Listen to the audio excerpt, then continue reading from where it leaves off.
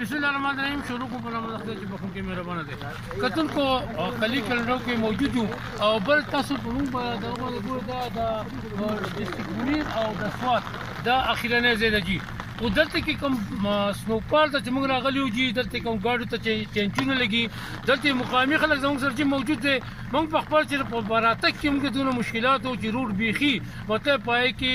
د راتګ تنظیم نو تقریبا فوټ یو نیم فوټ واوره شوې ده او نه ورځ دا واوري دلته خلکو ته دې تقریبا مشکلات دي. ډیپټي کمشنر سوات داوی کوي او انتظامیه داوی کوي چې موږ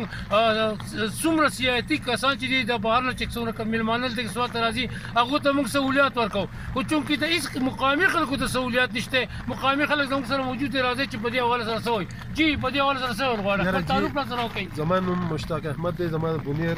ګوکن سره تعلق دی. زه په دې روډ دا پلین کوچ چلوم د بونیر نه سوات سرویس دی دا یو ګاډی دی خو موږ ته په دې هغه یخني او واورې خو لا دغه دی خو په هسې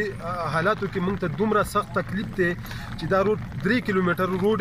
بغیر تارکولو نه پرېښی دی چې هغې باندې ضلع انتظامیه د حکومت کوم واکداران چې دي کوم سره چې دغه په لاس کې دی د هغو د عدم توجه په وجه باندې دا روډ دقسې دغه پروت دی او هېڅ قسمه دې ته څه دغه نه ورکوي. پکار ده چې دې کې اوس ټي ایم ای والا چې انتظامیه کم دغه د دې دپاره موجود دي چې هغو ټیکټر وي نور څه سهولیات دی قوم ته ولې چې په دې کې دا خو د قوم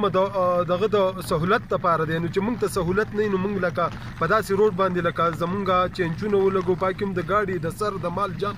خطرې نو زمونږ ضلع انتظامیه ته کوم واکداري چې دي کوم ټیکدار چې دا کار کړی دی الله دې هغه ته هم د دې دغه وکړي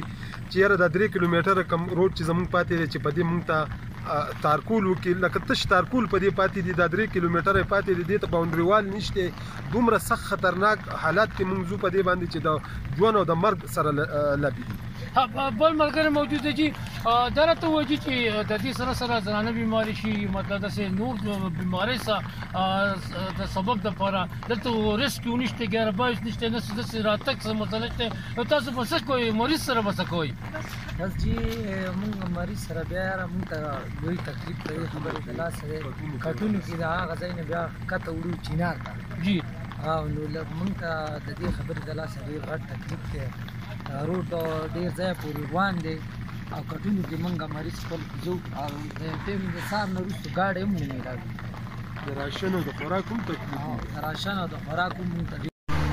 جی بابر صاحب که زه تاسو ته ووایم چې نو دا وخت موږ په کلي کې یو او په کلي کې ډېره زیاته ښکلې واوره شوې ده خو د بده مرغه خبره دا ده چې دلته روډ چې کوم دی دا ډېر زیات د واورې د لاسه بند دی. زموږ ډیپټي کمشنر صاحب ته درخواست دی جنید خان ته چې ډي سي جنید خان ته زموږ درخواست دی چې بالکل د دې لپاره دلته مشینري تنظیم وکړی شي کنه څنګه زه تاسو ته ووایم څنګه چې ملم جبهې طرف ته وشي کالام ته وشي بحرین ته وشي مدین ته وشي میادم ته وشي نو دلته هم دا پکار دی چې دلته دي هم د مشینري دلته تاسو دلته مریضان وسالي نور وسالي دلته مریضان ته راتلو ډېر زیات مشکلات دي که زه تاسو ته پیدل راوړي په کټ لباسه تړلي په اوږې راوړي په کټونو تړلي مریضان او اوږې راوړي د خلکو ډېر زیات مشکلات دي خو دا خو ټول خلکو ته پته ده خو پته نشته چې بس زمونږ اداري به څه نه کوي نو جی ټیکدار به ولا سره سوی وای چې دا ټیکدار به ولا خدای وایم چې دا روډ نه جوړ کړی دا خو لسم کال او شی نه جوړیږي بس دا په شړو سر وي